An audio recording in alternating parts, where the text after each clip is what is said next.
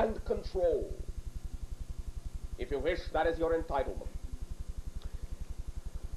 In recently speaking with a member of your society, we did pull forth out of our interaction the recognition that we can now find of great, perhaps, benefit in sharing at this time with you, of the idea of the degree to which you have control over the linkages and connections of every circumstance and situation in your life to every other circumstance and situation in life itself. And by drawing what you may call a mechanical analogy, it may assist in forming a picture in your mentality that is most conducive to a complete and simple fundamental understanding of the way in which the mechanism works that allows you to know you are in control, and that all circumstances are linked and connected to all other circumstances, an idea I have discussed many times with you. But perhaps the simplicity of this mechanical analogy will further illuminate the idea. Imagine, if you will, that each and every circumstance, situation, relationship, an event in your life is like what you call a wheel before you, a gear, if you wish. And let us say you have many such gears poking into your particular sphere of influence, your particular immediate reality. These gears can be seen to be opportunities or circumstances that are going on in your life, ideas that you are aware of that exist in your reality, that you can act upon, can do something about, if you wish, if you prefer to. Now envision that while you may have your own bubble of reality, and these gears may be poking through the skin of that bubble to you, that they are connected to a rod, a shaft, if you will. And that these rods, these shafts, in proceeding through the skin of your bubble to the outside of your bubble into other reality bubbles, all the potential circumstances and situations that there can be in all levels of dimensional reality, they also, on the other end of that shaft, have a gear, a corresponding gear, like the one that is in your bubble. Now recognize that these gears are connected to other gears, which are connected to shafts, which are connected to other gears, in many, in fact all, different directions and planes of existence. So simply recognize that when you turn any of the gears in your bubble, all the other gears are turning. Now, even though this may not be literal in terms of a mechanical structure, it is literal in terms of the effect being the same as if it were a literal mechanical structure. When you turn any gear, any situation, any opportunity in any direction that exists within your bubble, you move all other gears. Now, some of those gears in your terms may be bigger, some may be smaller, so some may move more infinitesimally than others, some may move greatly. But you move them all nonetheless. So recognize what this means to you. You do not have to go far and wide searching for the way to control those outside gears. Searching and searching for years to gain control over gears in that sense which you believe are so very far removed from your immediate reality.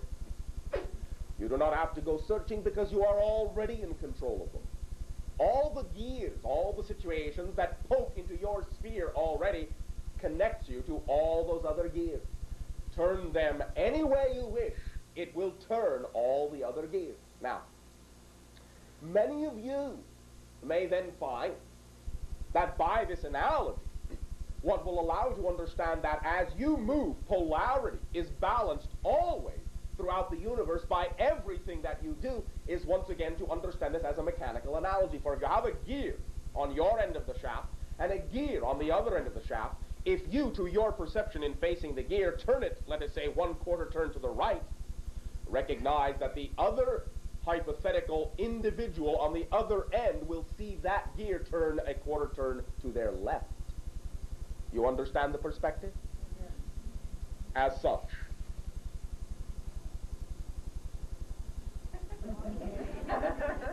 they are moving the same way, but from one perspective they are turning to your right, and from the other perspective they are turning to your left. This is a mechanical analogy of why balance is maintained in the universe, because everything is connected. Literally. So as you make any change in the format that is indicative of your immediate reality, there must be changes in the formats of all other realities, to maintain the balance of the changes you have made. It must be so. Even though, as we have said, this is not necessarily a literal blueprint of the structure of the physical universe, in effect, it is literal. Because you get the same effect as if it were truly, literally, a mechanical structure in that analogy. So simply recognize, therefore, that you have all the controls right there within your bubble. The circumstances that make themselves obvious to you are your gears to move around. And you can then know that by simply turning those gears, because of the linkages and the connections to all other gears, you, from being just right where you are, affect the entire universe. You have an impact on all the way the rest of the universe shapes itself to be. That is also why you have the best control, I shall use your term best for now, the best control when you remain in the present, where all of your control gears are. When you go outside that sphere, looking in the past, looking in the future, looking hither, thither, as you say, and yon, then you are ignoring the fact that within your own bubble, I shall say, of reality, all the control mechanisms are present and at hand, literally. And they are simply the opportunities themselves that present themselves to you in that reality, the ones that represent the things that excite you the most, as we have discussed with you many times. Those are the control gears. And when you act upon them, when you turn them in the direction you prefer, positive, negative, right, left, if you wish, that determines utterly the balance that is created in the remainder, so to speak, of the universe, in the reflection of the universe. For the reflection that is out there are all the other gears that must, by definition, respond to the turn of your gear. So what you do determines the feedback you create, the circumstances you create, the environment you create in the reality around you, because you are turning the gear. It is that simple. Keep it that simple. This simple mechanical analogy will allow you to understand that you have infinite control from right where you are to what you perceive to be the infinite reaches of the universe. For none of that is really, in your terms, truly out there. It is all right here. You have pushed the illusion out there to make it seem as if you are operating within space, a volume of space. But that is simply the illusion of this particular physical universe. It is all right here. And in a sense, truly, it is all one gear with two sides. So you can recognize the analogy is exactly the same if you remove the linkage and simply allow that far gear to simply be the other side of the gear you have your hand on. You get the same effect. Turn to the right, somebody standing on the other side still sees it turning to the left. It is the same gear. Truly, it is the same gear. Allow yourselves to know you are in the driver's seat. You have all the controls right at home. Here, now, in the present. We thank you. Briefly, and for a moment specifically. Wizard. Yes. Strawberry, no. This is a specific connotation, even though you are all wizards. Here. The stars, during that convocation, will be sending specific crystalline vibrations, crystalline patterns of energy that can be interpreted and channeled through those beings in that place at that timing for the laying down of a crystalline sheath, a crystalline cover, a crystalline pattern, a crystalline blanket, if you will. It will be the taking of the heaven template, the laying upon it upon the pliable land of your earth in that area, to allow the pliable land of that earth in your area to form and match the crystalline template of the stars of the heavens. You follow me? Yes. Transmit that idea. For now, that will be sufficient. Thank you. Thank you. At this timing,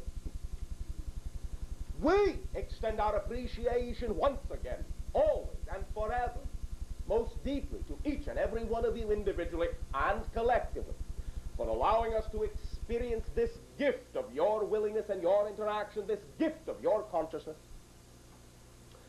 for being willing to function as the ambassadors of your society and allowing us to function as the ambassadors of ours. And we simply ask you now, how may I serve you? Good evening, Bashar. And to you. About 2 weeks ago, I had a dream that I awoke from feeling like it had a profound meaning for me. But the symbols and the images drifted away, and I can only remember a little bit of it. In the dream, in the beginning of it, I remember being in a place where I was watching the night sky and saw space vehicles doing like a demonstration for me. Nice. And I had a wonderful feeling at that time. And then further on in the dream, under the same sky, there was an Indian. Now, I think in my mind it was a Hopi Indian, but I'm not sure if I'm just reading that into it or not. It will be close enough. It will have been, in a sense, an interpretation. There will be some literal connection to it. But it will be representative of energy that they are very, very, very familiar with. And they were doing a ceremony, and in that ceremony the name Ma Da'ab was given to me. It had some relationship to my husband, and that name just stuck with me, and I wondered if you have any comment on what that's about.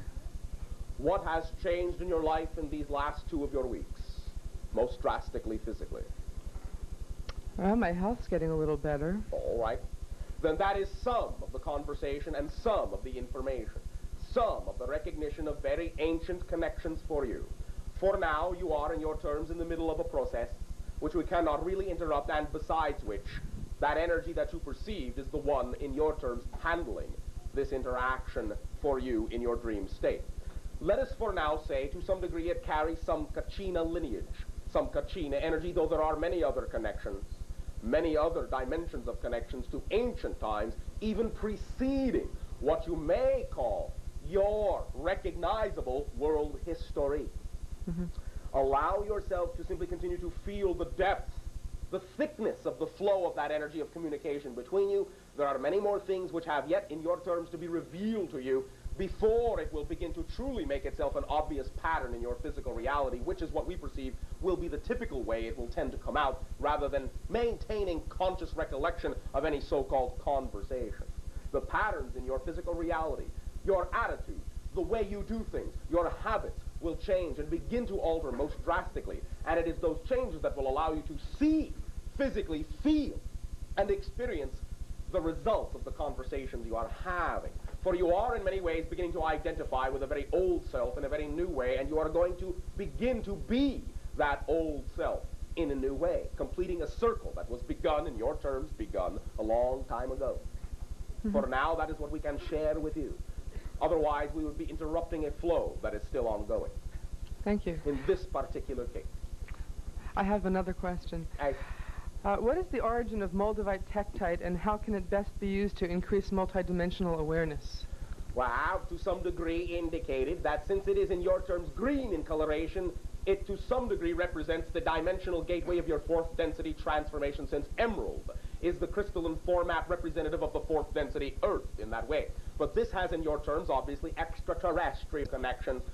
Some of it in your terms is an Orion connection, but not directly. much of it is actually what you would term a Maldek connection. The planet that was in your solar system destroyed, the planet that served as a temporary base between the ancient Orion incarnations and what you now call your present Earth incarnations prior to what you call Atalantean times. You follow me? Mm-hmm, yeah. So it is now in raining to your planet, in being discovered upon your planet as having reigned. It is elements of the transformation, perhaps with some specific frequencies that are conducive to certain individuals who are very strongly connected to that particular flow or reincarnational path all the way back to Orion. But Orion energy is not the only thing connected to it. There are many other pathways. In general, it is representational of the gate of transformation, specifically with regard to the doorways that are opening between your world and extraterrestrial community. And is there something you can do with it in terms of meditation or techniques or size or shape of it? Use your imagination. For your energy will steer you unerringly in the way that it will work best for you. Trust it.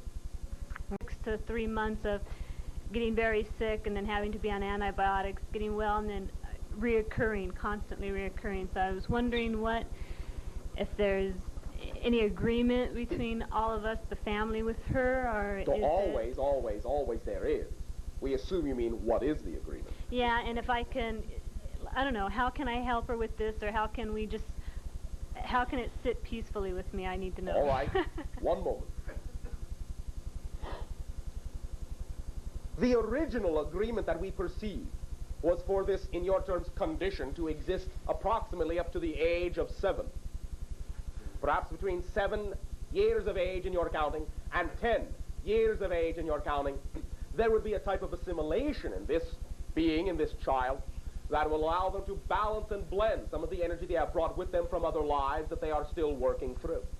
You can be of assistance in accelerating this energy to some degree, if you will, by laying the child down, by envisioning a blue energy field around the child and envisioning in that field a doorway and a connection back through outside what you would call your physical reality to the non-physical realm, back where and when the agreement was made. And in that sense, allow your unconditionally loving energy to be added to that field, added to that agreement, add your awareness to that agreement, and accelerate the time frame of that agreement. Within that energy field, project from your imagination that child now exists, even though in your terms they are but 3 1/2 of your years of age.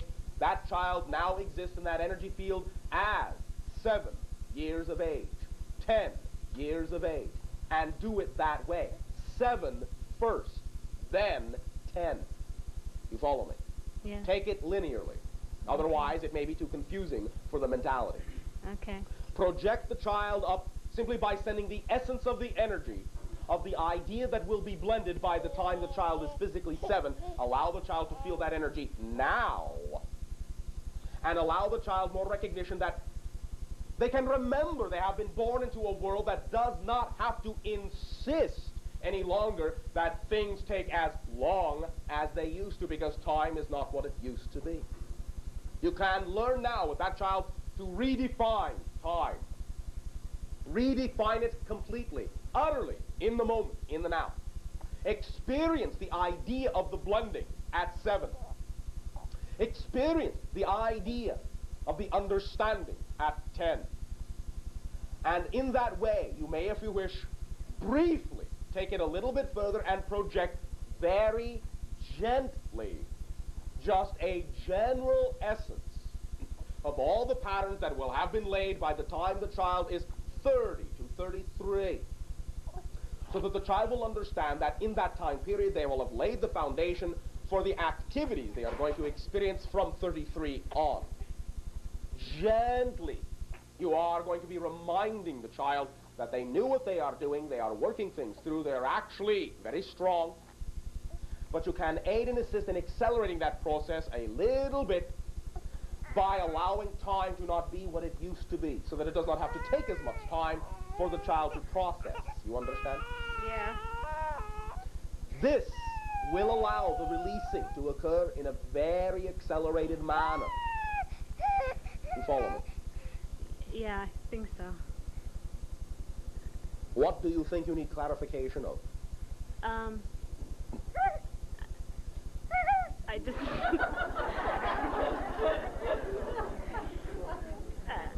I'll just need to hear it again. One moment.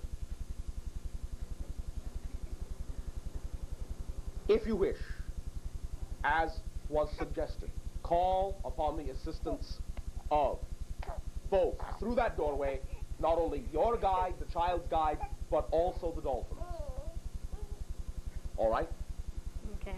Call upon their assistance. Imagine that all the blended energy of all those beings is in that energy bubble.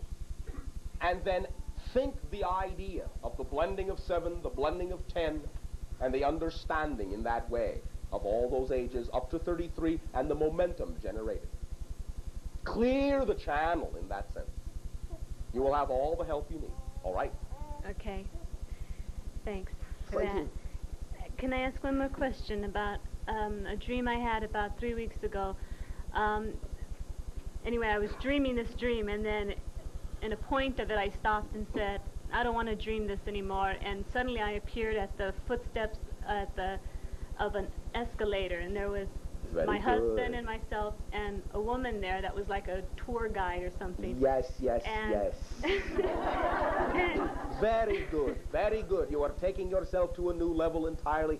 Lucid dreaming, being aware that you are dreaming when you are dreaming, allows you to know you are creating your reality on all levels, and that being, now that you had opened yourself up to that recognition, was capable of being seen and perceived by you, and there to guide you to the next level.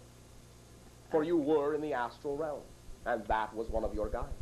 Yeah, because after she led me through a maze of different escalators, and I could never remember the dream from the point of stepping on the escalator to the end. I just remember being at the base of an escalator and then getting off of it and going on to the next one. But I awoke from, then suddenly less analysis, more trust. Okay. Confusion in that sense is being used to relax your analytical mind. Since you have no hope of figuring out where you are, then you stop trying to and let yourself get to where you're going. Right. When I woke up from the dream, Many of you have those escalators, do you?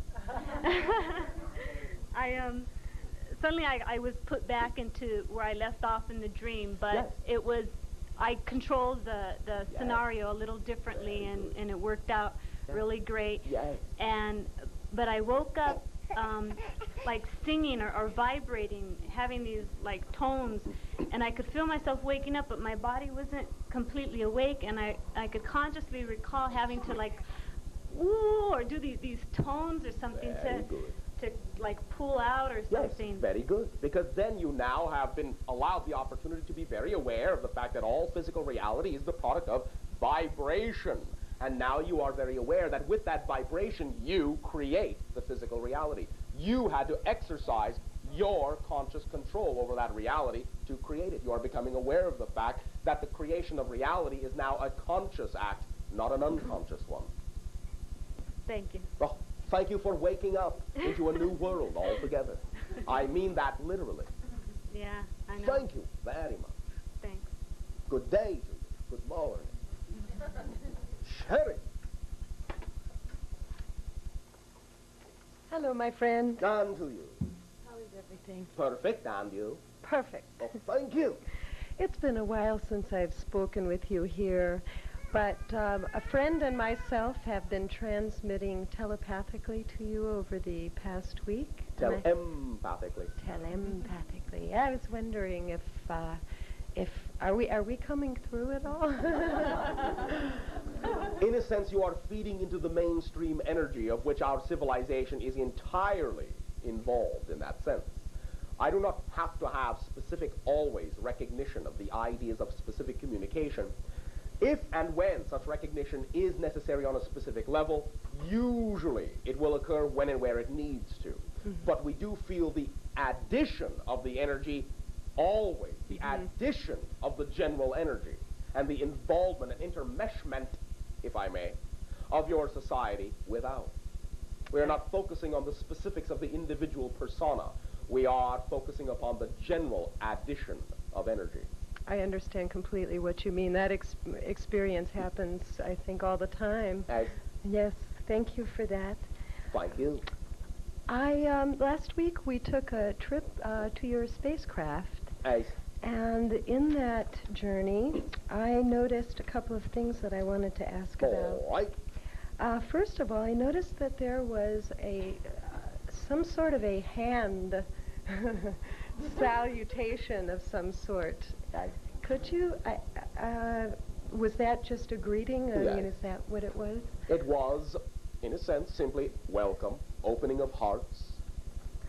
It was very nice. And there was also a star-shaped crystal formation. Now, I'm just, this is what I envisioned, and I'm right ahead. Trying to align that or anything. Almost every single individual that has taken that journey with us through the aspects of their mentality has arrived in what will be extremely colloquially called the chapel. Now, this contains a crystalline structure that each of you will interpret in your own way, and that crystalline structure, in communing with it, will put you in touch directly with all that is. We refer to it as a chapel simply because of that connotation, that analogy. It is not literally a chapel as you understand the idea, but it is a chamber, it contains that crystal, and in communing through that crystal, you open up to all of all that is. Oh boy, that fits in so perfectly. The next question I was going to ask you, or the next item, was I envisioned some kind of rejuvenation chamber, and I saw your companions walking in, and they would just stand there, and I don't know why I just got the idea that they were rejuvenating themselves somehow. In a sense, for communing with all that is, always keeps us in the now, and in a sense that is rejuvenating. It forms what you might call an active stasis, lack of aging. Oh. Ooh. That would be handy, huh? Anytime you live in the now, you become ageless. For you do not create as much time. Yes, and you know, it's also interesting too, because you've said many times as well, you've tried to tell me, and I've tried to apply it, the lack of the finite quality in life, that no beginning, no end. And if you really truly can remove yourself from the time schedules and the time framework, and think of and not be waiting for things to always happen, waiting for results, you know, then I feel like that is really one of the keys to approaching fourth density. Yeah, and that is what allows it to accelerate most quickly. For when you're not looking for it, it turns up sooner. That's really true. Because you are not creating as much time in between where you think you are and where you imagine it is.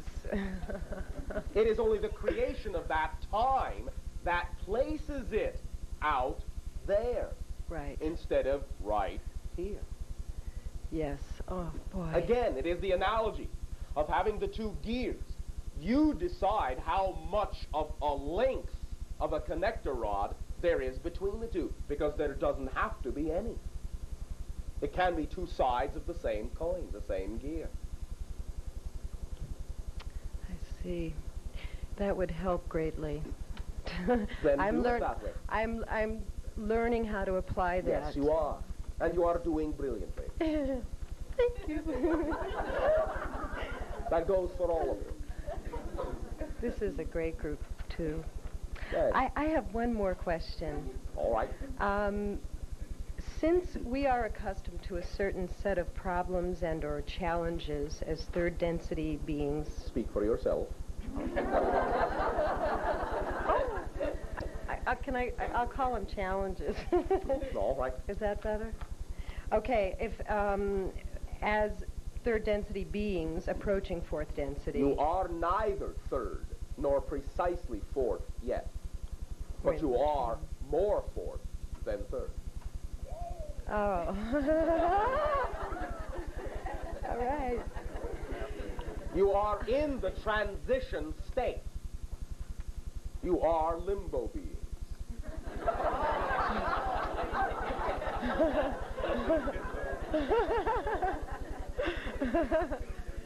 So we are in the midst of the transformation. We are neither specifically one nor the other. Very good.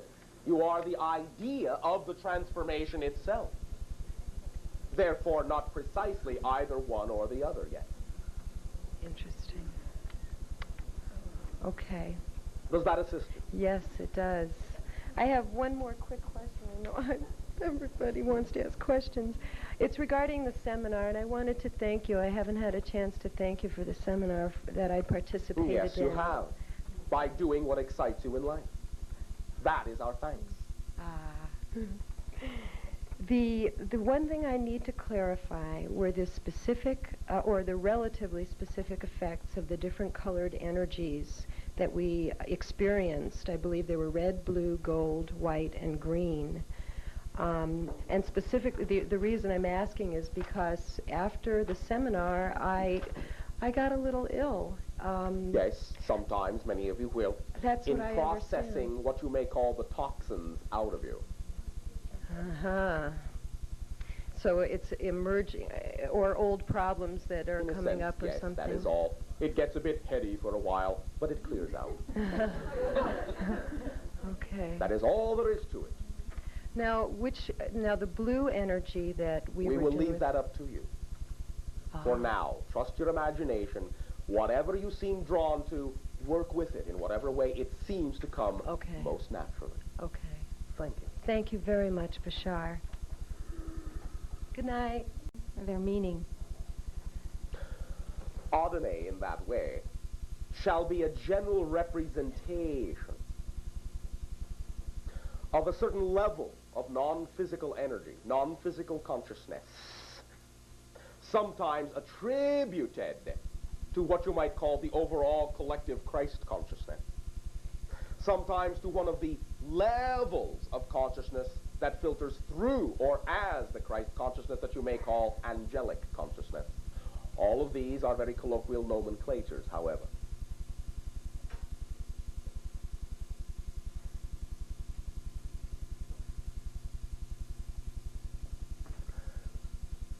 The secondary has to do with filtering some of that particular style of consciousness through a particular format, a cultural format upon your planet that is very ancient, centered around the areas you would call the Himalayas,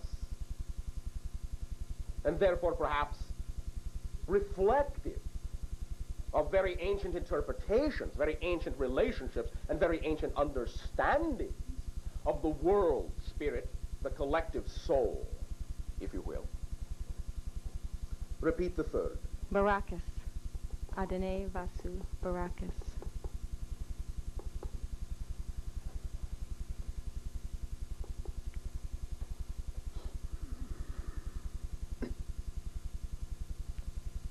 References in our perception are scattered on the third. There seem to be many connections, many plug-ins to many different cultures at many different times, some of which may even be, in your terms, extraterrestrial in origin. It is a very ancient terminology in that sense, but it has become extremely mixed throughout the different cultures and evolutions upon your world. It was used as a closing salutation on many tapes that I heard done by a channel 15 years ago from a space Space Brothers, the boys upstairs, as they call them. And I never knew. There are girls here too.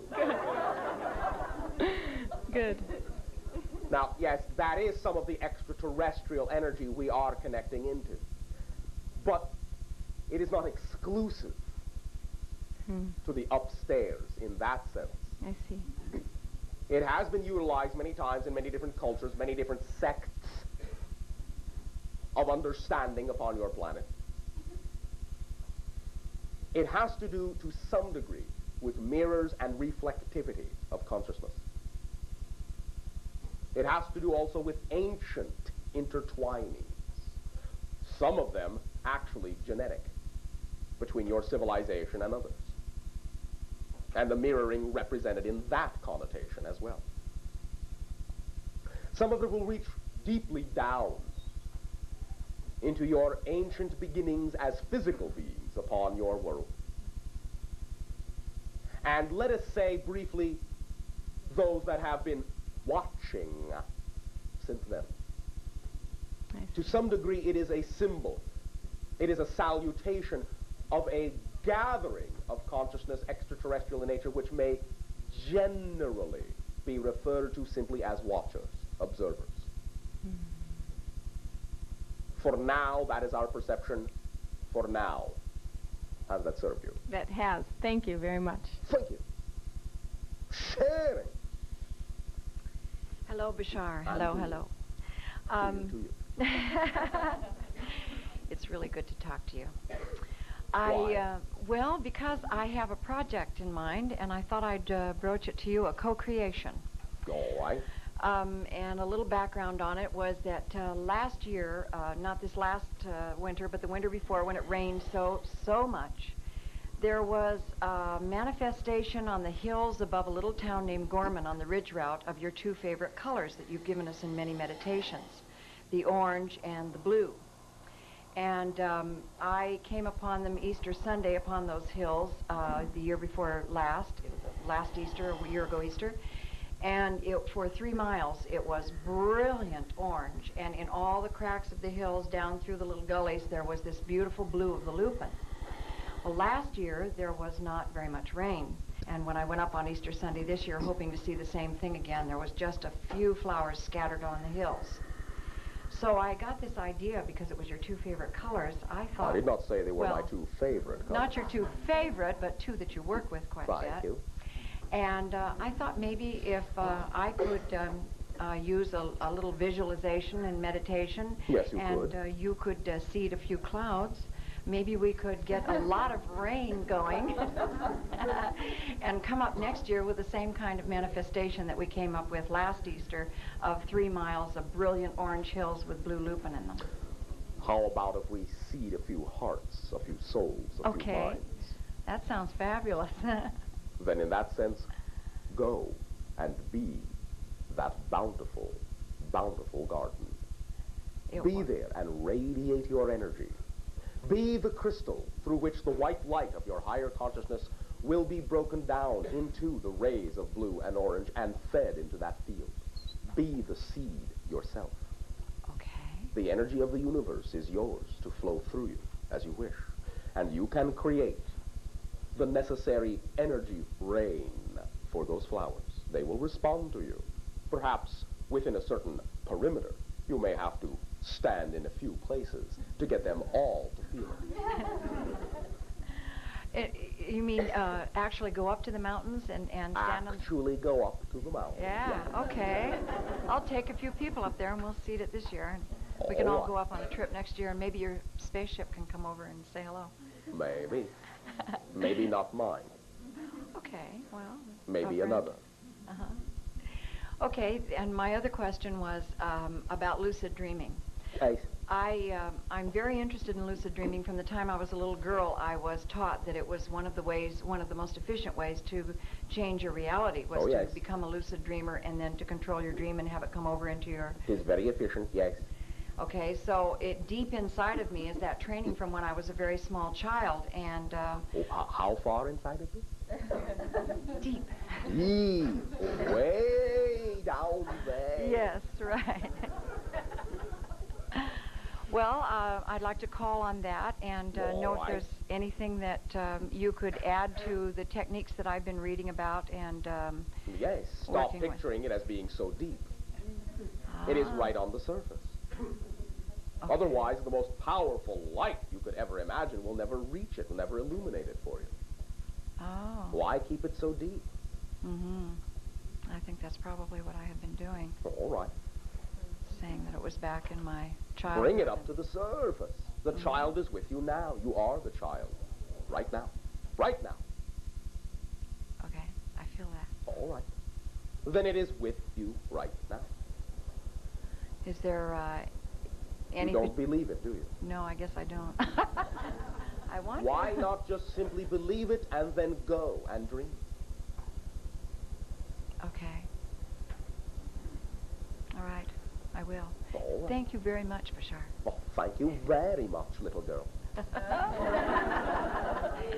Little flower girl. Chatting. Hi, Bashar. Hi. How are you? Perfect. Oh, good. And how are you? I'm very excited to be here. Same thing. I have a couple questions. The first one has to Speak do. up. The first one has to do with the animals on our planet. Yes. Lovely, aren't they? They are. They're wonderful. And I am wondering if are they conscious beings? Are they different from yes. us? How are they different from us? They are not self-analytical.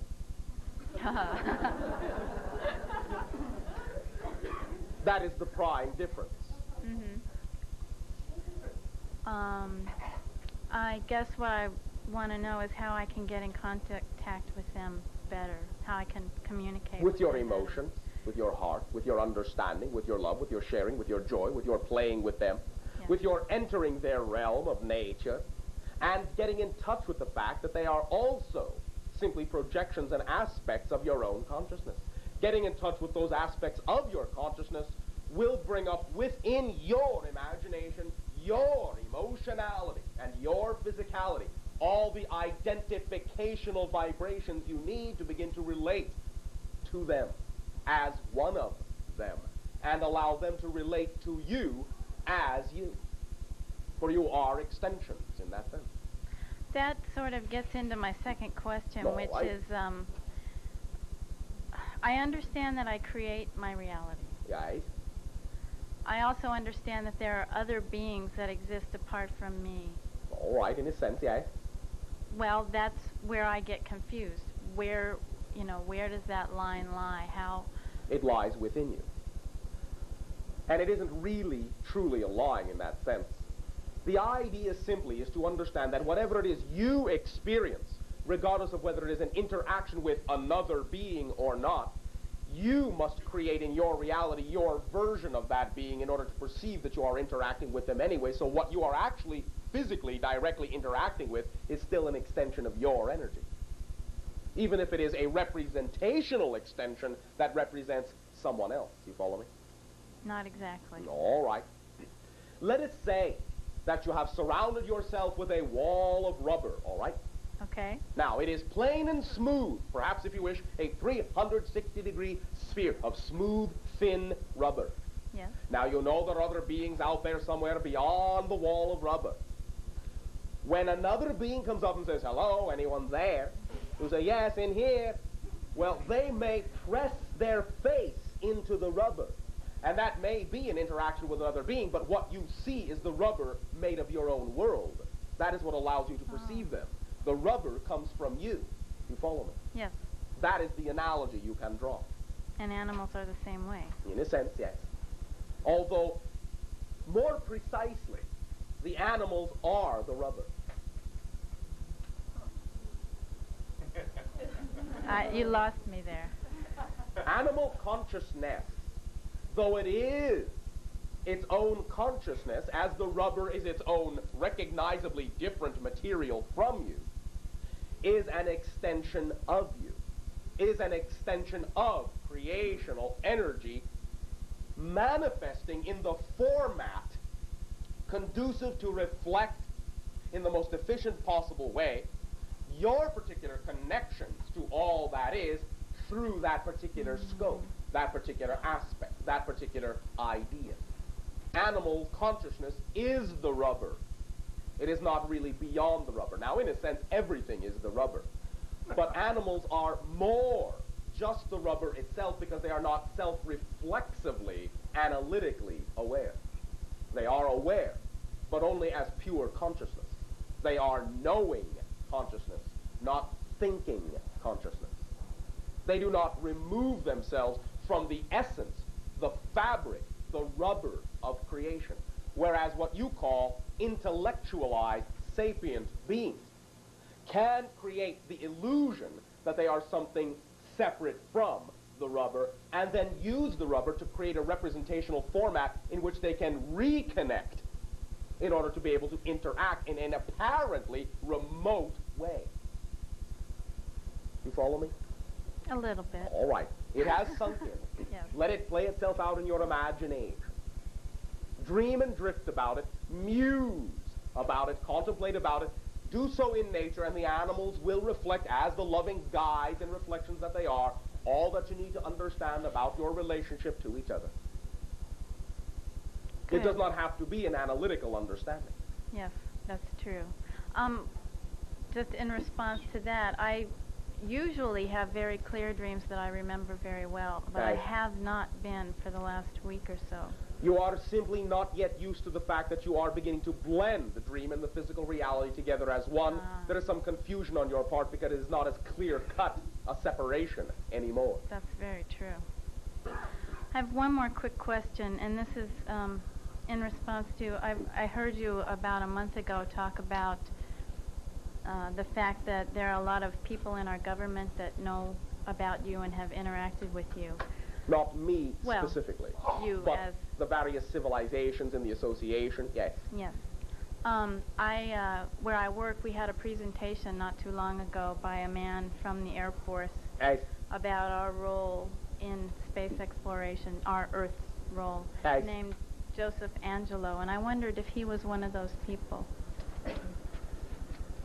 Not directly. Okay. But there are, in your terms, orders being passed down, filtered down to certain individuals to get them to function within an overall plan of timing that is conducive to the revelation by your government of the information that they are aware of. Even though many of the individuals in that plan do not know there is a plan. Okay, I just wondered because he seemed to be expressing a lot of the ideas and philosophies that I'm hearing here. He has his own understanding of this as well, quite apart and aside from the intimate knowledge that certain other individuals may have. He is generally aware of what is going on, and that is why you are picking up that general representation. But it is not a direct understanding. It is what you would call speculation that is mostly accurate. Okay. Thank you. Thank you very much. Rainbows to you. Shedding. Hi, Bashar. Hi. A couple of months ago, I was sick and was in the hospital, and I came to see you after that little bout, and you had told me to do what excited me most, and that things would come through in my dreaming state. And after that, about a couple of weeks after that, because I didn't remember anything for a couple of weeks, but after that, about every 3 days, I dream about swimming with whales. Nice. And it's very real. Oh, yes, it's like it is. Very I real. am swimming with them. And Nice. They are swimming with you. yeah, it's wonderful. Yes. And I, a couple of nights ago, I had a dream where I was with a friend of mine who is a little fearful, I think, of the possibility of actually doing it in the physical reality. And we were near this tank, and there were 3 large whales, and they were swimming around and around, and we were petting them and touching them and talking with them. And a man came in the back, and I don't know who the man was. There was no face attached. But he had said something, and all of a sudden I, for the first time, got fearful of their size. And immediately the 3 whales disappeared, along with my friend. And my husband was there all of a sudden, and there was a baby whale. And I was touching it, and everything was okay again. Nice. My question is now I'm confused. Why? Well, now I don't know what to do. I'm like, do I go try and find a job where I swim with whales, or? If that excites you. I don't. Well, it does. Well, then. Then go do that. You don't have to try to find it. Yeah. Allow yourself to attract the obvious opportunity by placing yourself in whatever environment is conducive to being asked. I see. Okay. And simply remember that that individual was a part of your timing to allow you to examine at that moment whether the reflection of the infinite power from that whale that reflects back to you your own infinite power is something you believe you can handle at this point. Right. Well, I remember asking you if I could swim with the whales, Okay. because everybody had been talking about swimming with dolphins and everything, and that was okay, and you said yes, why not, you know. Nice. And I got very excited about that possibility, and I went home and told my husband and a friend about it, and both of them got very fearful about the size of the whale. Nice. And I said that the whale knows their size, and they know my size, and they would never hurt me. It would be okay. Correct. But the idea is that individuals who fear them for that reason usually are not in touch with the size of their own power and fear it. I see. Okay. All right. Okay. And that is what you were given an opportunity in that moment to decide for yourself.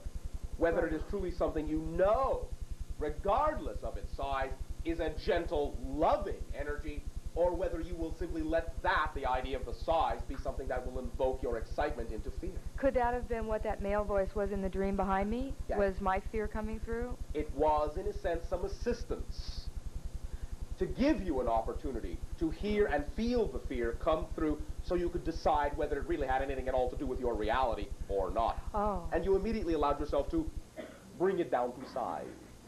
Oh, okay. Same Good. concept, but a baby. Right. Okay. Good. It will always conform to whatever parameters allow you to continue to participate in a comfortable and loving manner. Okay. Always. Good. Okay. Thank you very much. Say hello. I will. Thanks. Going here. Like that. Forever a wise guy, huh? Let us simply say there may be moments within what you would perceive to be our demeanor where we would seem to be perhaps intent upon something. But there is always contentment with that. So you're simply focused more in certain directions Perhaps, at yes. times. Okay. That may create an apparency of fluctuation. And it is fluctuation, but not within what you would call a wide range of emotional fluctuation. Gotcha. Some reflection on personal experiences occurred recently. Actually been going on for some time. We've addressed this. I think most of the answers are there, but it has to do with... Shall we now undress it? Yes, let's dress it. I like that concept very much. Anyway, it has to do with the fact that on a number of occasions I have got excited about things, had them go extremely well, and then for no apparent reason, have them go wrong. Wrong? Wrong, meaning heavy fluctuations in emotion appear to be able to not sustain the excitement or to have the specific materialization. Now, I know that this, you speak of the subject of expectancy, and one comes back to simply allowing what occurs to occur. Yes, and recognizing what is occurring to be a part of the change you have made, and ceasing to assume that it is an indication of an interruption in that idea. That's part of what I need some would like some reflection on, because it seemed to fall into the old pattern of. Why do you continue to assume? Let me put it this way. Sure. The old pattern, if it is anything, is your continuance to assume that you are falling back into an old pattern. No, I'm simply trying to look at it. This is not true. I don't expect these things to occur. That's not the point. Okay. What we are saying is that when they do, you are saying that you continue to evoke the old pattern of assuming that these things that have occurred are the wrong things, rather than knowing you have changed, and therefore what is occurring is the thing that is indicative of the change and not an interruption in the change. Understood intellectually. Emotionally, you've got, I have an excitement going, something is flowing in a particular direction, and then there is the feeling, I know this is possibly not, you're not too familiar with feeling like crap, but I know I can get an exterior view, I can take the exterior point of view that you have, but I'm not sure whether you are familiar with the with that kind of a vibration being stuck in that sort of a heavy, condensed, emotional type of We pattern. can recall from the experience of the physical channels life in terms of our past experience in that way to some degree. Mm-hmm. But I'm not sure that the exterior viewpoint always has a degree of workability. Yes. Why doesn't yours?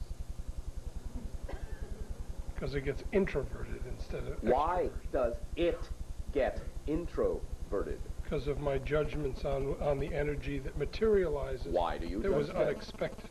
Why do you judge them? Habit, I suppose. Why do you have that habit? Good question. Well, if you continue, I shall say, to bring yourself back to the level of looking at the habit you believe you have, then work with that idea while you're on that level, perhaps as a suggestion. And speaking in your colloquial terms, the reason you keep bringing yourself back to that point, perhaps is because you haven't dealt with that point yet. Perhaps there is something you are not looking at, not dealing with, before you go on. Perhaps you are attempting to circumvent something you really know deep down inside of you you need to look at first. Obviously. All right. So, how does having the habit, if you believe you have it, how does that serve you? What is there within the idea of having that habit that you need to look at? Or sticks your nose back into the situation that you haven't been looking at, I suppose. All right, that may be one idea. There may be things about yourself that you are avoiding looking at. Let me give you a specific example, because I seem to be getting a little bit off of this. I have someone that I love very much, and we've been having experience of abundance, and then there materializes an apparency of having to go back to struggle, resulting in grief. Way? To have financial freedom to move around. The person feels that, we were flowing, creating a certain abundance.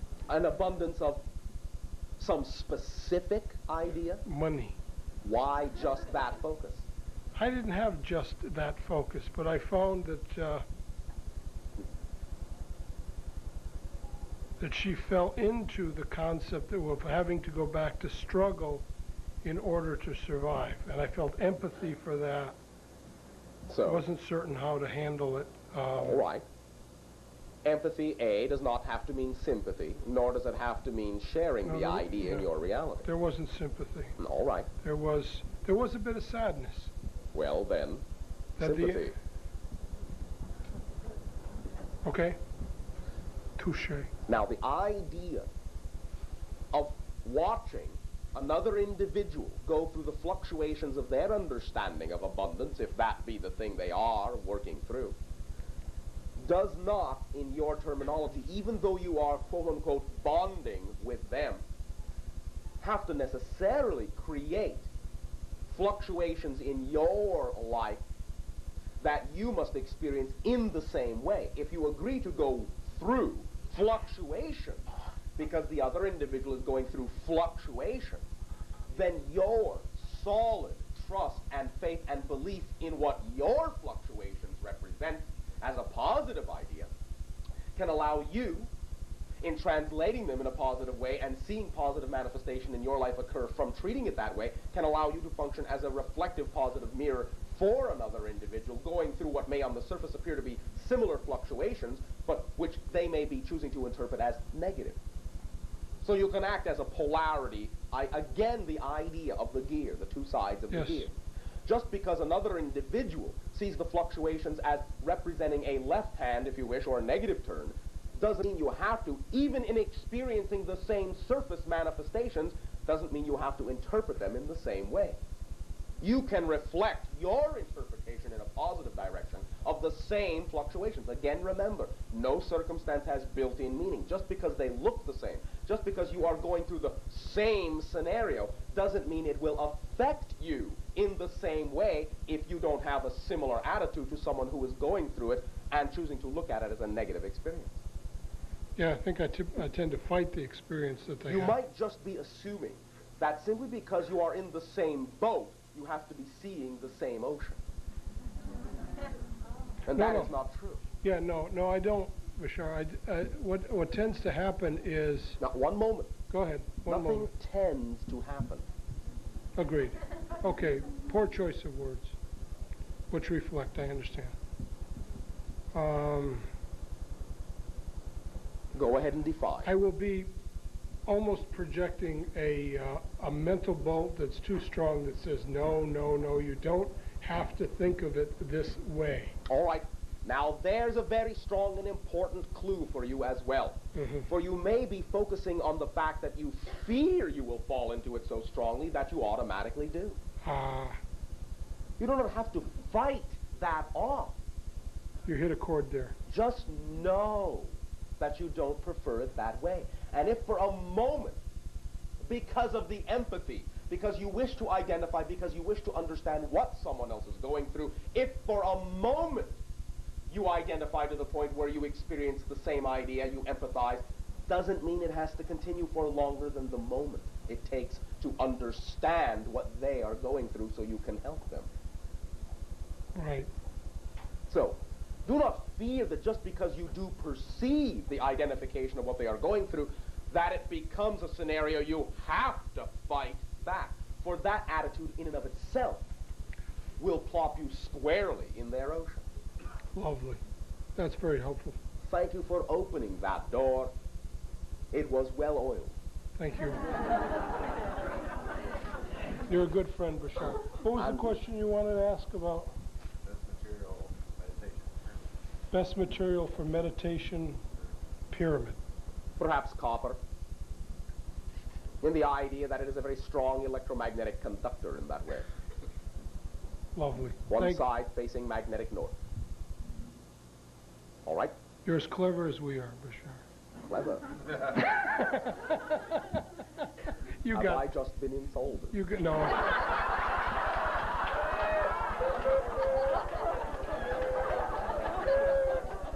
Only if you choose to assign that meaning to it. I will take it as a compliment. Oh, well, good. That is the way it was meant. Oh, I know. But you know how much fun we love to have with you. I know. Together. Yes. Bye-bye. Thank you. Hello. Sharing. Hi, Bashar. Hi. Good to see you. And I'm really sharing this evening. By all means. Oh, great. Be bold and share. Okay. I will take. Oh. All right. Enjoy your share. Thank you. Okay. Well, last week I learned to follow the excitement. So I thought, well, I'll do it. So I decided, well, I needed a job at the time. So one of the things I did was call up a company I used to work for, and I couldn't have just an ordinary job. I had to have the best exec secretary job there. So I used to work there, and the executive I called said, "How did you know?" I said, "Know what?" And he said, "My secretary's leaving, and I need someone. How could you possibly know? We haven't told anyone or posted it or put an ad in the paper." And I went, "Well, what can I say? This is the truth of what's happening." And he says, "Well, get over here." So I went over there and had a nice reunion with them, and then I was in waiting, okay? And I didn't really know if I had it, but I was pretty sure I did. So I had some considerations on it, though. I thought, geez, I'm going to get stuck in this job. It's going to take up so much of my time. I'm a singer also, so I need a lot of other time. And and I had these considerations like, oh, God, it's going to be full-time. I'm not going to have enough time, right? So it just kind of floated along for 2 weeks while I was listening to Bashar tapes and everything. And then there's another excitement in my life to follow, and I thought, well, that's cooking on the back burner. I'll go off and follow this other one. And so I made a reunion with a very dear friend of mine who was appearing at the Anaheim Convention Center last Saturday. And I went, and I was so excited to see him again, and it was packed there. And I went with two of my friends here tonight, and we were sitting there waiting for the show to start, and my one friend, Lila, said, "Why don't you go down backstage before the show starts?" And I went, "Oh, no, he's busy. I haven't seen him in 3 years," and all that kind of shit. Just go. I went, all right. So I went back downstairs, and there was this gate. and right at this gate was a man, and he had a little uniform on and a name tag that said Marty. And I said, hello, I'm a friend of Jose's, and I'm here to see him. And he goes, I'm sure you are. And he just opened the gate. Right? And yeah, I just walked right on through. And I went backstage, and I just had this most incredible reunion with him. And he asked me, please stand beside the bandstand while I do the concert. And I said, I'd love to. So I just stood there. And when his opening number, it was just so incredible, the excitement and ecstasy of that moment with the crowd and everything in the orchestra. And I just stood there and realized I am living my dream. Hey! Yes, yes. Because that's what I wanted to do, and there I was, and I went, this is where I belong. All right. So I had two really great, tremendous things happen. And then I started having a dream. Okay. And I dreamt that I was going into, I thought it was a car wash, right? And I thought I was in my car, but I like my little car, and it's kind of like a little spaceship, you know. And I drove into this place, and it was all white and misty. And I went, well, it's not really a car wash, so. So I got out of my car, and it was more like a bay, like a big bay, you know, like a docking bay or something. And I got out of my car, and I stepped back, and I took some things out of the car to throw in the garbage that I didn't want. And my car immediately transformed into what I thought was this beautiful white motorhome. And I went, this is beautiful, right? And I went, wow. So I went inside, and everything looked familiar to me. And I went, yeah, that's mine. Okay. And then I went outside. Oh, I was about to go outside, and this man came in. And he resembled a man who had threatened me once in my life. And I had a trickle of fear for a second. Then I went, right? And the guy came towards me, and he just looked at me, and I just put it out there, hey, no negativity. So instead of harming me, he just went around and he picked up some of my belongings, and he just started putting them in an order that I didn't approve of, okay? And I went, okay. And I just walked out. I didn't get all caught up in it, right? So I walked out, and I'm standing there, and I turn around, and to my left is this guy, and he's like 8 feet tall, 7 or 8 feet tall. I mean, I had to go like that, you know, I'm short, but I looked at him, and I went, gee, that's weird, I haven't seen you before. Right, and he goes, well, I've seen everything that's happened. And I went, really? And as I kept perceiving him, I could perceive him even more.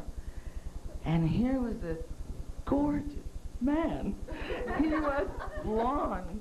He had giant blue eyes, beautiful light tan golden skin, flashing perfect white teeth. He was gorgeous, right? And I went, wow.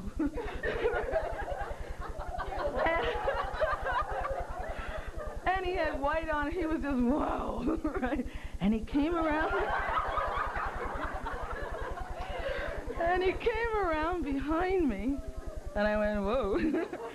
And he put his... And I was so like, wow. And he put his arms around me from behind. And I felt as though I was being enveloped in wings or something. It was so wonderful. And he put forth to me the most love I have ever experienced. And I melded with this person. And yes, you did. For it is you. It is your own future beingness. Welcome home. Thank you. To that space, to that ship, and to yourself, which has beckoned you from across the ages.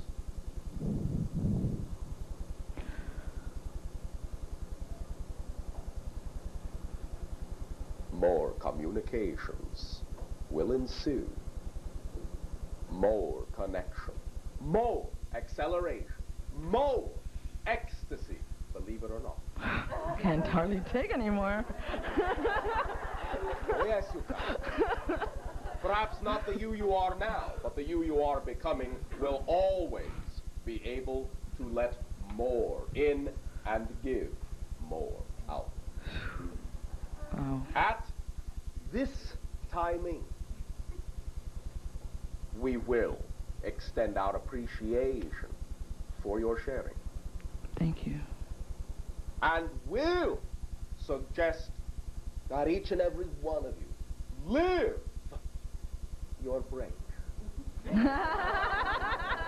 We will resume contact momentarily. Thank you.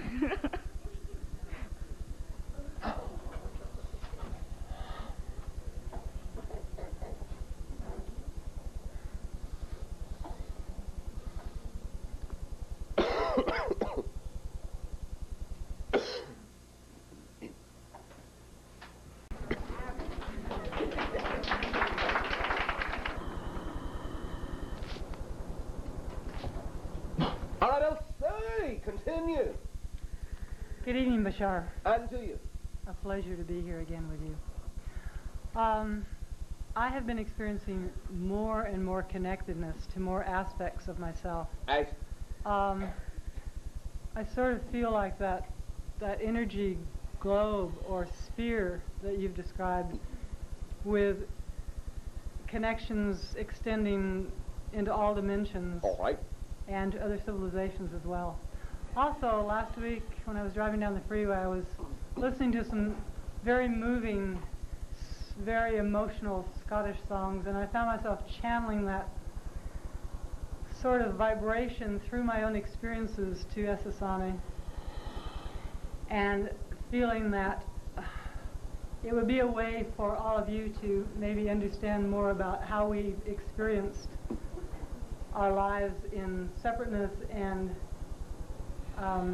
all the aspects of eons of judgment and so forth that we're now transforming out of. Thank you. We have our particular civilization, along with many other civilizations, but with our particular civilization, very strong connection to the energy vortex in that area you call the Isle of Man. Aha. Well, that's very synchronous, because I was re-experiencing for myself all of those lifetimes of, marching into battle behind the bagpipes and feeling all those emotions and thinking this is like the last bit of that, the third density manner of experiencing those ideas. But underneath it all was always that spirit. We can at this time now, because this gate has opened and passed, reveal in this way some information which may in your terms seem innocuous enough on the surface, but which will open many gates within many of you this night of your time, and allow you to explore what has been held to be the subterranean areas of much of your consciousness. You have been told that we are not so much speaking your language, but it is our thoughts, in a sense, that are activating within the channel subconscious. Mm-hmm. Whatever vocabulary is inherently been programmed within him, and translates your concepts, your language, our concepts, into your language, utilizing the physical channel as a translation device. Now, the idea of the channel subconscious in perceiving us to be, as you would say, foreign, is what is the mechanism, as you say, responsible for, time to time, adding what you would perceive to be an accent to the words that come through the physical channel. I've always loved your accent. But now specifically, well, recognize it is not my accent. But now specifically, the idea also of the accent that automatically is supplied by the channel subconscious to the words that are utilized in interpreting the concepts of our thought has to do specifically with the very strong gate on the Isle of Man. Whoa. For it is deep within the channel subconscious of a very strong connection there. And it has to do with the opening of many doorways and the exploration of the subterranean aspects of the group consciousness that your world is. It is our particular flavor or entry point into your world in many ways for many reasons. Erin Gobra. We thank you for your sharing and your synchronicity in allowing us to open that particular doorway and aspect of the collective consciousness that we are with you this night of your time. Thank you so much, Bashar. You're always full of surprises. So are you all. This is true. You'll keep us hopping, I'll tell you that.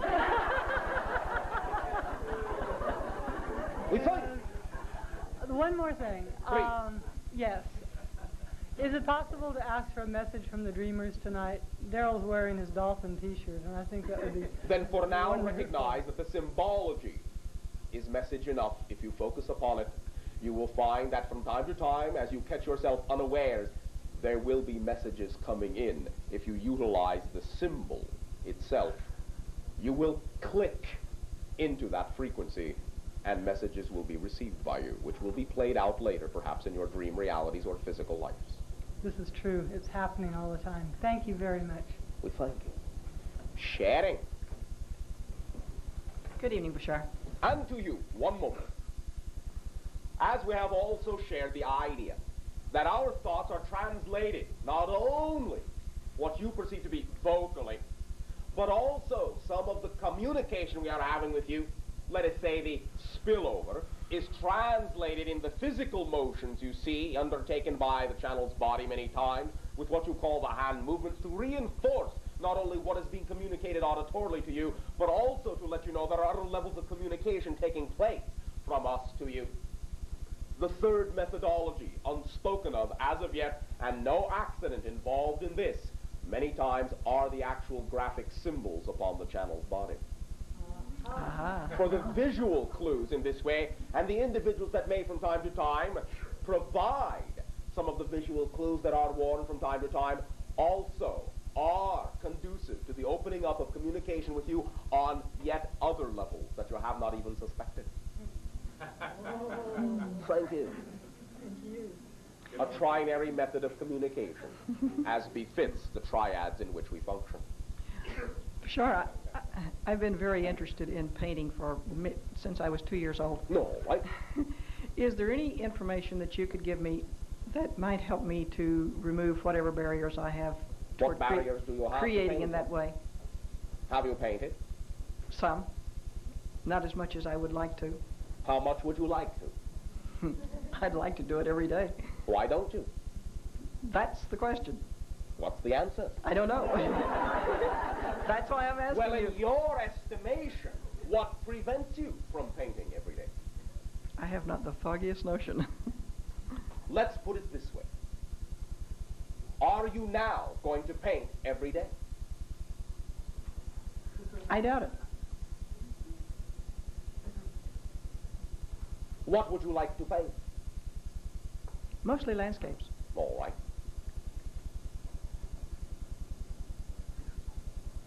Any particular type? No, just landscapes and seascapes. All right, land and seascapes. Now, when you paint, what do you do? Where do you go? How do you set up? How do you begin? How long do you paint when you paint? How often do you paint? Well, it's usually from 3 to 5 hours at a time. All right. And an ordinary easel and paint setup. How many times in what you would call your average week? Or month, if you prefer. Used to be once a week. It's not anymore. What is it now? Once a month. All right. Once every 6 months. All right. Now, when you are painting, how do you feel? Magnificent. Magnificent. And when you are not? Somewhat less than that. All right. May I suggest something? Yes, no, maybe. Oh, absolutely. Oh, thank you. Begin, if you wish, to understand everything in life as a painting, for you have literally painted everything you experience. The astral you, the dream you, is a magnificent painter. Look at what you have done. Look at your canvas all around you, shining with bright, iridescent colors, light and light. Look at the painting. Now, one of the reasons that you may be holding back from the expression in your typical terms, paint upon easel, upon canvas in that way, maybe because you are placing a little bit of invalidation upon the painting of life itself, because you do not believe that there are, in that sense, inherent within life, the beautiful things that are a painting in and of itself, you may be creating a little bit of apathy within you about the painting in which you already exist, and so you perhaps find no inspiration to paint, not necessarily thinking that your paintings can capture what you believe is missing in the painting of your life. What would it take to inspire you? What does it take to inspire you now? What inspires you? Beauty in any form. Beauty in any form. Do you recognize that life itself, even when you are not physically painting, is beauty in every form? Oh, absolutely. All right. Then why is it less magnificent when you are not physically painting than when you are? I think maybe that sometimes my representation isn't as true as what I perceive in my own universe. Do you mean your representation on the canvas? That's right. So you feel that you come up short. Mm-hmm. So you feel you cannot express it as magnificently as you think you should. Mm-hmm. That's right. All right. However, in putting upon that canvas, at any given moment, the best that you know how to do, you are expressing an absolute perfect manifestation, a full manifestation. Remember, anything you do at any given moment is perfect for what it is and has no business being compared to anything else for relative merit. You understand? Yes. It is a part of the landscape. Your painting is a part of the present landscape. It belongs there if you have the urge to do it. Don't judge it. Let it fit in. And do remember, no matter what you tend to think about it, you are painting, as many painters do, windows for other individuals as well to see through. And other individuals will get many services, many enjoyments out of your painting. You know you will always change. You know you will always expand, and you know that another painting that you do may be, in your terms, a more expanded expression of the magnificence of life that you feel. Mm-hmm. In no way, shape, or form does that mean you have to discount the paintings you have already done, or similar to discounting the things you have done in the past that you no longer prefer to do. If you discount them, you do not allow them to form the base upon which the next painting can occur. Okay. Each painting that you do forms the very canvas for the next painting you are able to do in all aspects of your life. Do not invalidate them for the way they come out, feeling them to come up short. They are perfect for what they are at that moment. Okay. Do you think, as your sun sets, that even though a particular object may reflect different degrees and colors of light at different times, that any one of those reflections at any given moment is anything less than any other reflection? No. Then allow all angles of light to illuminate all aspects of your life. Enjoy what you do for the moment, then do something else that you enjoy. Oh, it's marvelous. Thank you. Thank you very much. Shedding. Good evening, Bashar. On to you. This is my first time here. You say so. Yes. No. I always remember. I got that.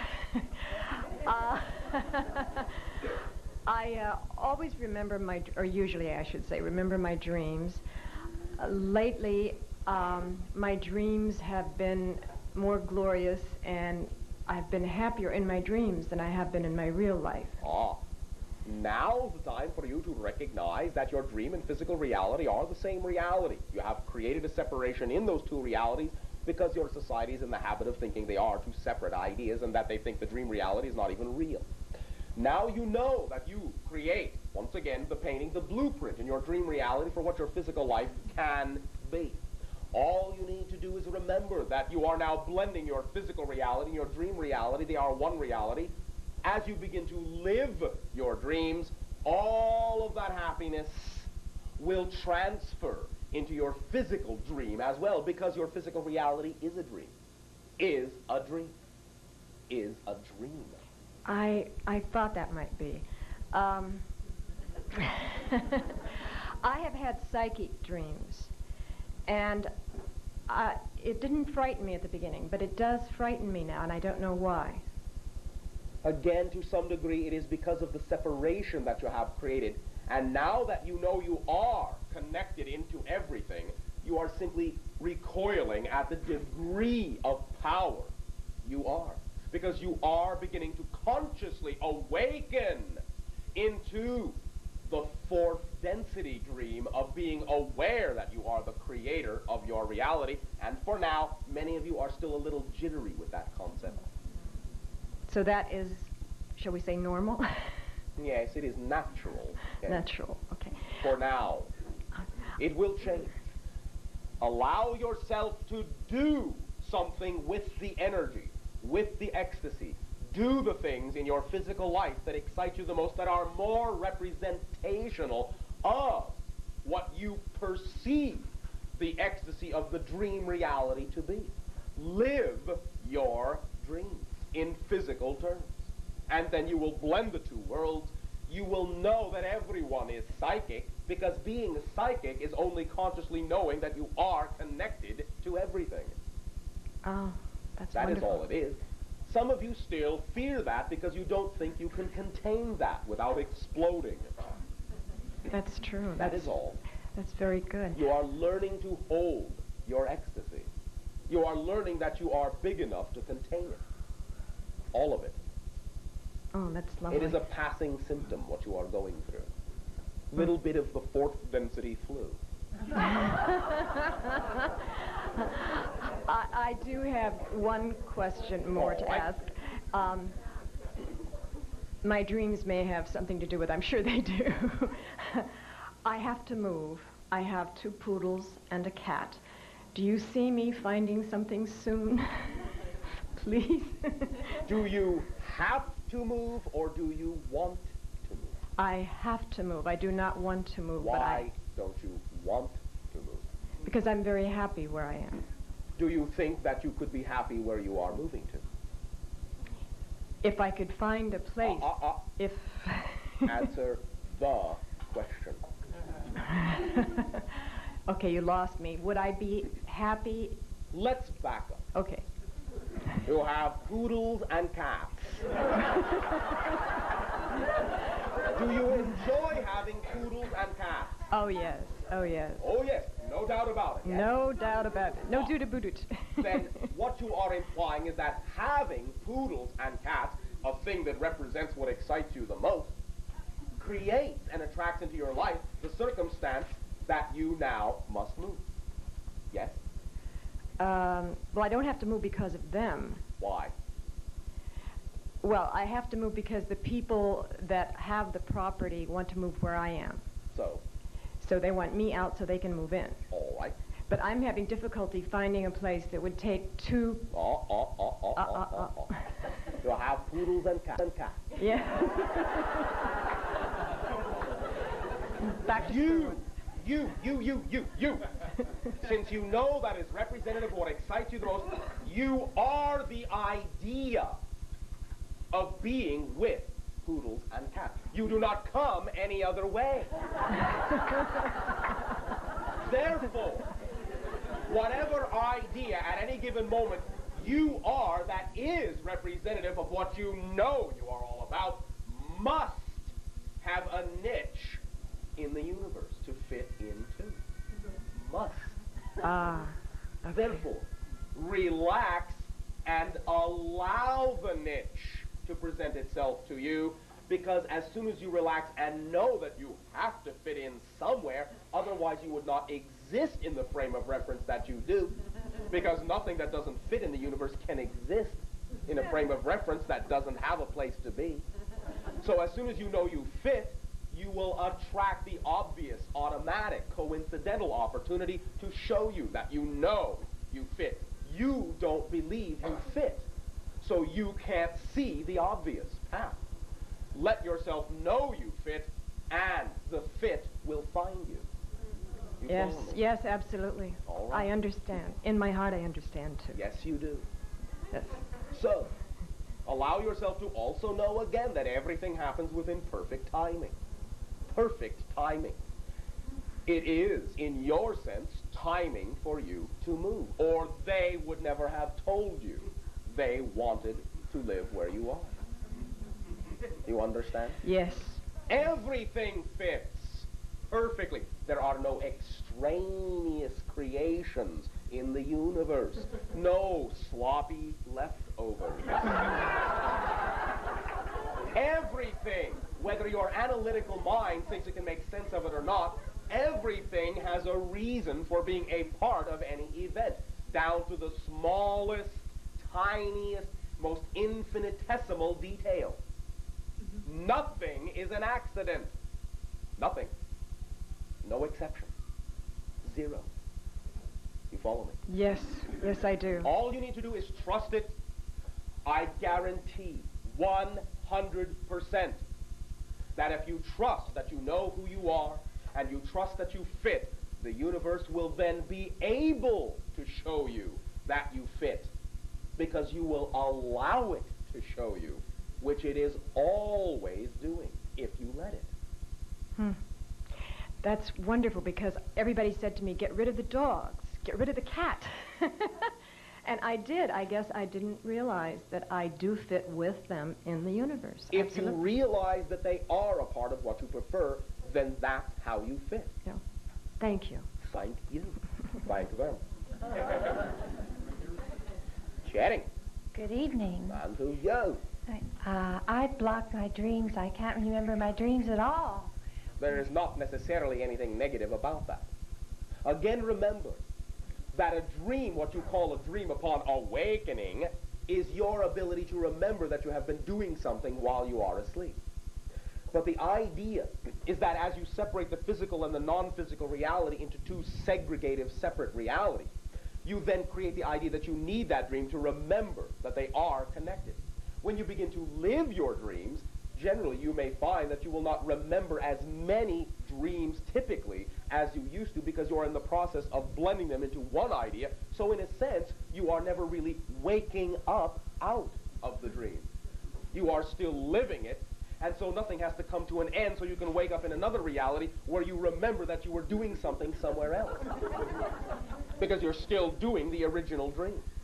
And it flows into your physical life, and you are alert and awake in both realities, and you never wake up out of the dream that is common to both realities. Now, that is one reason why individuals may not have recollection now in this transformational age of what you typically call a dream, which is only a symbolic interpretation of an experience, generally. There can be other reasons. Sometimes individuals may block certain avenues of information to themselves, so they will not have to face certain things they do not think they wish to face, they are afraid to face. Sometimes you will block information because you don't want to know what it is in your physical life, because to know it would not allow you to live your physical life spontaneously. Because in your dream state, you plan out everything you do day by day by day. That is what deja vu generally is all about. When you finally get to the end of an experience you have purposely blocked, and then you remember, allow yourself to remember that you planned all this out, of course it feels like you did it all over again. You have done it before. You remembered that you planned it all out, and now that you're at the end of the experience, you're allowed to remember that, and that's your deja vu experience. Thank you. Now, let me simply ask you, are you doing in your life what excites you the most? Yes. All right. What do you imagine you would get out of remembering your dreams that you are not getting now? Being able to control them. control Learn your how to dreams? control them. I'm trying to do that now. Trying, all right. Yes. Why do you think you need to control them, and in what way do you think you need to control them? If you don't even remember them, how do you know there is something there that needs controlling? You're right, thank you. And if you are living your dreams, living them in your physical reality, and you're doing what excites you, then they are under control. Because your physical reality and your dream reality is one. It is under your control. Beautiful. Thank you so very much, Bashar. Keep it simple. Yes, sir. Pleasant dreams. Thank you. Sharing. Bashar, my name is Karen Chow. Are you familiar with me? Not yet. Not yet. As you share, you open doors that we then have access to. What do you wish to share? Ramtha has cleared me for channeling, and I pick up people, and they like overlap me, and I feel, if it's a man, I feel beard and mustache. And All right. And when they talk to me, my mouth speaks their words. Yes, so? Okay, but it's not my thinking. We understand. You are forming junctions with their emotional bodies, and you are acting as reflections in that sense, psychically attuning and channeling by identifying with them in that way. You are matching their vibrational frequency so that you become a mirror reflection of who and what they are in that way. And even though you may have had assistance from what you call another consciousness, you are the one that must always clear yourself for channeling. Mm-hmm. There's one particular person that I'm channeling as a male, and I feel very attached to him, and yet I can't reach him or connect with him on a physical level. All right. Why, in your terms, do you think you need to? I don't know. I just feel attached to him. All right. Attached you are. Now, you are, in a sense, using that to some degree as a lure. You are using that as a lure to draw you through a series of circumstances that you are about to go through to allow you to learn certain things you need to learn, so that by the time you draw yourself perhaps to that individual, you will then be the person you need to be, who will then be capable of appreciating and interacting with that individual in the way you agreed to. You are not quite yet the person who would be able to truly, in a relaxed and loving way, receive that interaction on the level you agreed to, in terms of a face-to-face. But you are using that energy as a beacon to draw yourself there, and it will draw you, as you draw it, to each other through a series of circumstances and life events that will allow you to grow, nourish yourself, expand, trust, relax, love, create, and experience ecstasy, so that by the time you face-to-face meet, you will then be the individual that originally made the agreement before this physical life. You follow me? All right. I was thinking, the person who he says he is he necessarily who he says he is, or? Right now, that may be mostly an interpretation that is necessary in the moment. We would simply suggest that you trust the essence rather than the label. The label is a convenience. It assists with the guidance, but it is not necessarily something to absolutely lock on to. It is simply a lure to allow you at any given moment to decide whether what is being offered is the direction you prefer or not. And to learn to trust your own instincts about your own integrity with regard to what you prefer to be true for you in your reality. There are going to be many polarities that you will explore at various stages of this interaction to allow you to center, balance, and strengthen yourself within the absolute assurance of what lifestyle and ideas you believe are most reflective of the individual, the blended balance of male and female energy within yourself that you perceive yourself to be, regardless of what anyone else says. You follow? Okay. Thank you very much. Does that assist you? Yes, thank you. Allow yourself to know that as you relax this evening of your time as well, and center in a meditative state, we will suggest that you simply envision a rosy golden sphere of light and allow your guides to assist in sharing with you the degree of their love for you, so that you can learn from their example that you deserve that degree of love from you to yourself as well. And that will assist you greatly. Thank you. Thank you very much.